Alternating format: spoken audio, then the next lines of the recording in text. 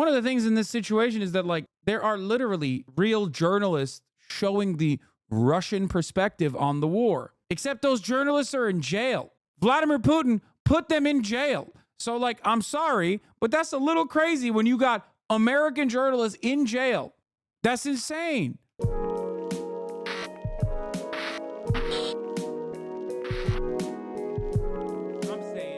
All right, let's talk about Tucker Carlson interviewing Vladipoo. We're in Moscow tonight. We're here to interview the president of Russia, Vladimir Putin. We'll be doing that soon. There are risks to conducting an interview like this, obviously, so we thought about it carefully over many months. Here's why we're doing it. First, because it's our job. We're in journalism. Our duty is to inform people. 2 years into a war that's reshaping the entire world, most Americans are not informed. They have no real idea what's happening in this region, here in Russia or 600 miles away in Ukraine. But they should know. They're paying for much of it in ways they might not fully yet perceive. The war in Ukraine is a human disaster. It's left hundreds of thousands of people dead, an entire generation of young Ukrainians, and it's depopulated the largest country in Europe. But the long-term effects are even more profound. This war has utterly reshaped the global military and trade alliances.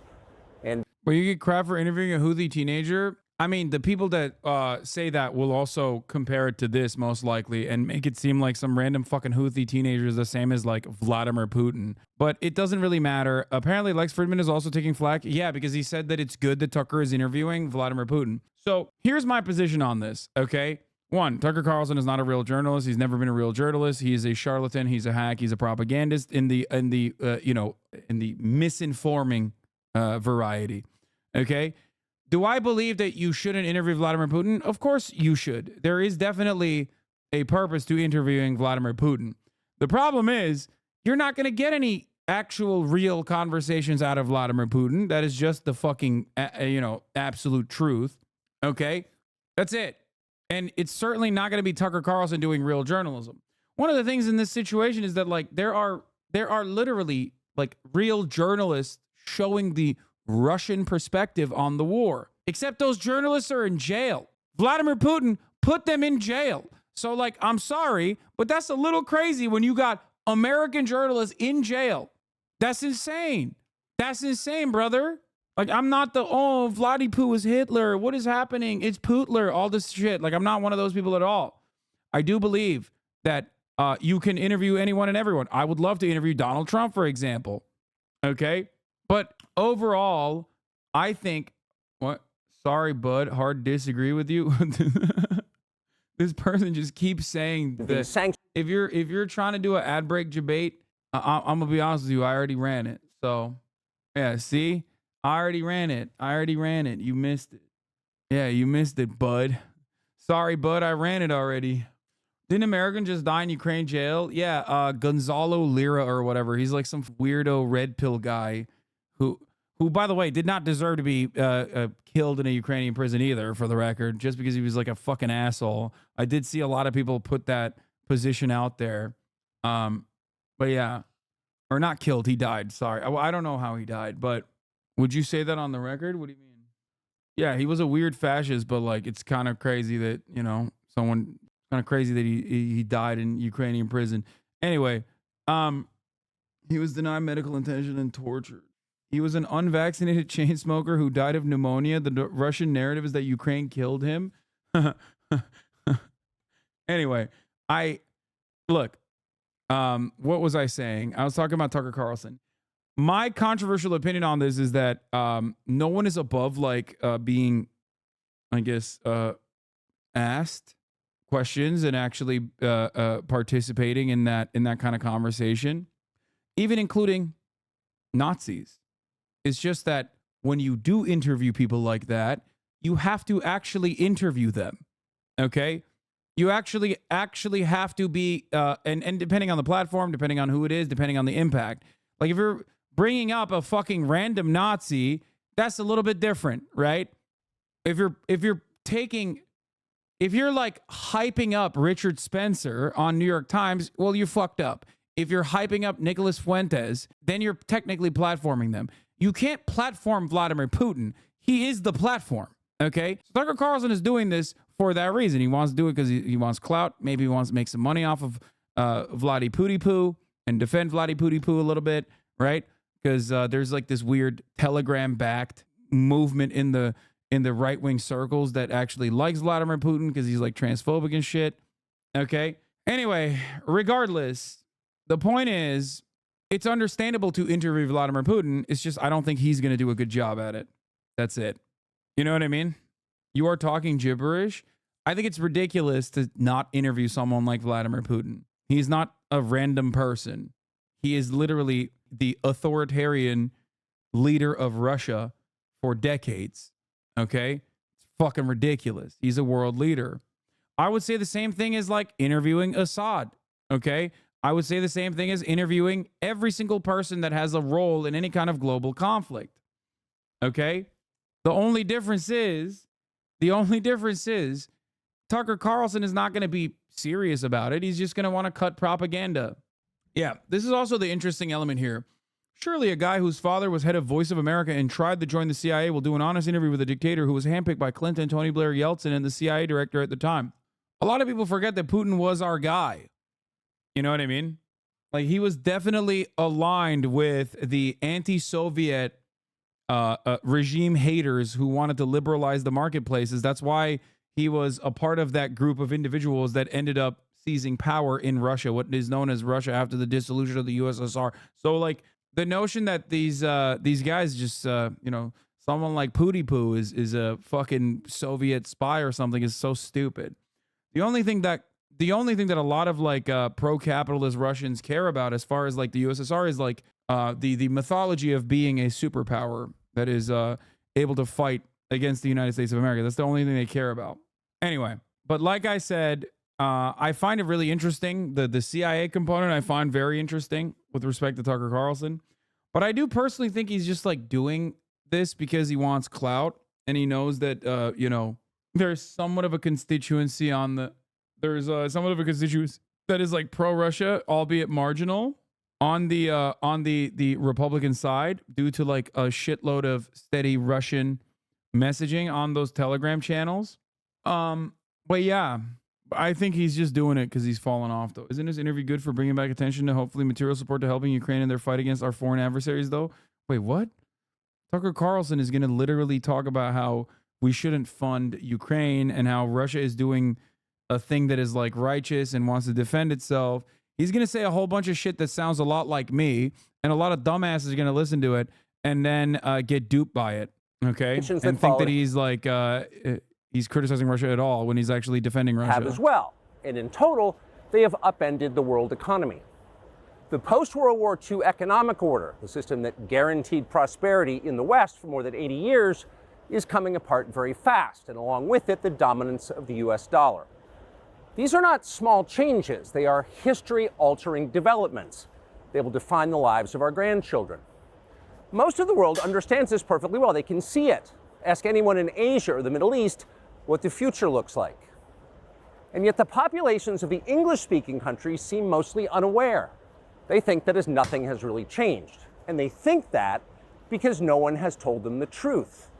Their media outlets are corrupt. They lie to their readers and viewers. And they do that mostly by omission. For example, since the day the war in Ukraine began, American media outlets have spoken to scores of people from Ukraine, and they have done scores of interviews with Ukrainian President Zelensky. We ourselves have put in a request for an interview with Zelensky, and we hope he accepts. But the interviews he's already done in the United States are not traditional interviews. They are fawning pep sessions specifically designed to amplify Zelensky's demand that the U.S. enter more deeply into a war in Eastern Europe and pay for it. That is not journalism. It is government propaganda. Propaganda of the ugliest kind, the kind that kills people. At the same time, our politicians and media outlets have been doing this, promoting a foreign leader like he's a new consumer brand. Not a single Western journalist has bothered to interview the president of the other country involved in this conflict, Vladimir Putin. Most Americans have no idea why Putin invaded Ukraine or what his goals are now. They've never heard his voice. That's wrong. Americans have a right to know all they can about a war they're implicated in, and we have the right to tell them about it because we are Americans too. Freedom of speech is our birthright. We were born with the right to say what we believe. That right cannot be taken away no matter who is in the White House. But they're trying anyway. Almost 3 years ago, the Biden administration illegally spied on our text messages and then leaked the contents to their servants in the news media. They did this in order to stop a Putin interview that we were planning. Last month, we're pretty certain they did exactly the same thing once again, but this time we came to Moscow anyway. We are not here because we love Vladimir Putin. We are here because we love the United States, and we want it to remain. I love Tucker Carlson being like, Zelensky got a lot of puff piece interviews, which is why we're going to give one to Vladimir Putin. It's like, dude, what are you like? He's like, nobody cares about the Russian side of the war. Well, nobody cares and nobody has any idea because the ones who do report on the Russian side of the war are oftentimes found dead, falling out of apartment complexes, or found themselves arrested, which is true, by the way. That's the whole point. Okay? He says with a gun pointed to his head off screen, fuck no. No, Tucker does not have a gun pointed to him on the side of the screen. The gun is a money gun, okay? It's a money cannon. It's a clout gun and a money cannon, okay? Like, once again, I repeat, there is no reason not to interview Vladimir Putin, okay? There's no reason not to interview him. It makes perfect sense to do that. He is a global leader. You're not platforming him, okay? It's just that you also have to be honest when you are interviewing someone like Vladimir Putin. And I don't think Tucker is going to do that. That's it. We're not here because we love Vladimir Putin. We do, but that's not why we're here. That's funny. Prosperous and free. We paid for this trip ourselves. We took no money from any government or group. Nor are we charging people to see the interview. It is not behind a paywall. Anyone can watch the entire thing, shot live to tape and unedited, on our website, tuckercarlson.com. Elon Musk, to his great credit, has promised not to suppress or block this interview once we post it on his platform, X, and we're grateful for that. Western governments, by contrast, will certainly do their best to censor this video. Dude, come on. I do hope. Oh my God, I'm wishing for like all the libtards who are so freaked out about Russian interference to like demand the arrest of Tucker Carlson. Please, at least one dub. At least one dub. One dub. Please. Oh my God. I would turn around. I would be the biggest fucking blue anon dick rider. You have no idea. Oh, I'm getting goosebumps thinking about it, dude. It would be so sick. Can you imagine? Imagine like, oh my God, landslide victory. Fucking arresting Tucker Carlson for treason. Oh, it'd be so sick. It would be totally a violation of my principles as far as like journalism and how it should be protected and all that stuff. And yes, deep down inside, I do think that would be not great, but it would be kind of cool if it happened. I would look the other way just for once. You know what I mean?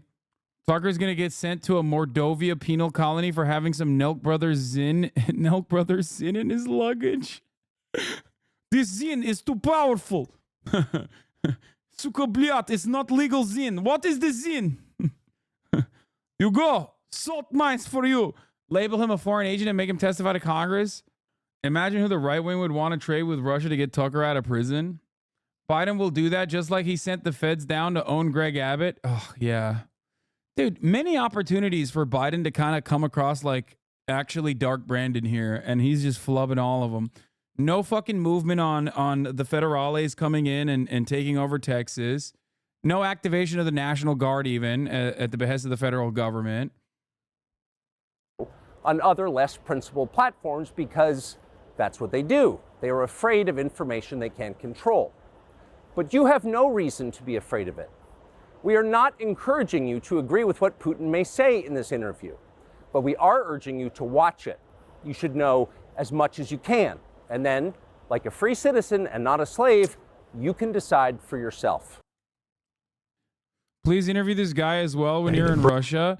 That's so funny that this guy thinks that Tucker Carlson does not think Edward Snowden is a person that deserves to be executed. Tucker Carlson would pull a uranium dart move on Edward Snowden if given the opportunity. His dad is literally the fucking CIA, okay? Tucker Carlson himself wanted to join the CIA. Get the fuck out of here. He sounds so reasonable. Shut up, hegemonic world place, or world peace. Edward Snowden is a right-wing pro-Russia hack now. It does not matter what Edward Snowden says now, okay? I don't care. Edward Snowden, in my mind and in my heart, will always be an American hero. It is a damn shame that he had to run, tuck tail, and run to Russia to escape the American criminal justice system and military tribunals. Your chat dumb as hell. No wonder you have to over-explain everything. Yes. Yes, he did a very brave and very patriotic thing. Snowden is a weird libertarian guy and likes Tucker Carlson. I don't know how much he likes Tucker Carlson. Like I said, I don't care. Russia was like the 7th country and the only one that accepted him. Hong Kong was too scared of Daddy USA. I'm interested to watch this Putin interview, not gonna lie. It'll probably be a shit puff piece though. Of course it will be. Of course it will be. That's such a backward statement. In the common mind, someone flees Russia to the US. Wait, what? What do you mean? I don't care what the fucking... Wait, in the common mind, someone flees Russia to the US is...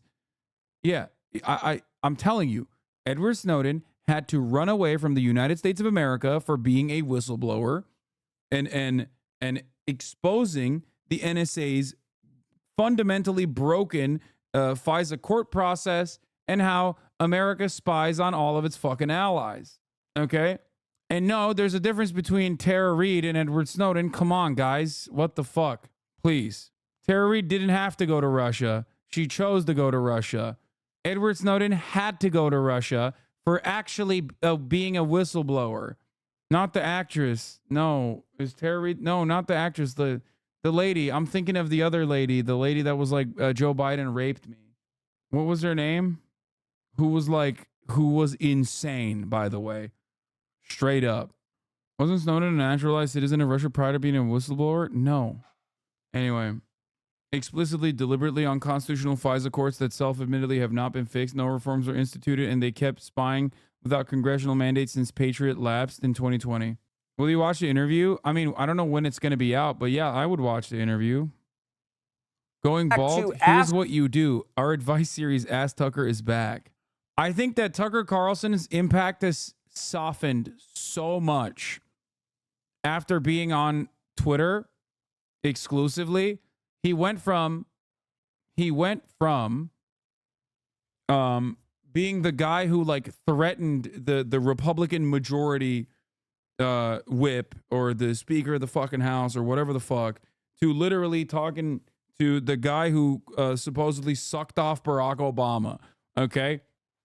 And he completely lost all of his relevance. And this is a desperate attempt to win it back, to claw it back, because he knows, just like everyone else does, I guess, or at least just like I do, that the only time you can get legitimate movement on the things that you're doing is if mainstream media is at least offering like round-the-clock coverage on it. Okay? And he knows that interviewing Vladimir Putin will get you that coverage. My goat is washed. Yeah. Kind of embarrassing for Putin to be interviewed by the same guy who interviewed the Duluth Dyson. Excuse me. The reason why Putin probably took on the interview is because he saw the brave journalism that Tucker Carlson was willing to do with the Duluth Dyson about how he did crystal meth and sucked off Barack Obama. Do you think it'll make international news? I think it depends on how the media covers it. I think the impact of an interview such as this one would be greatly softened. Okay, it would be just like irrelevant for the most part if the media didn't cover it. If they do cover it, then it definitely will have more more of an impact. More people will like pay attention to it. They'll go crazy over it. It's a Twitter interview otherwise. Nobody gives a shit. But yeah.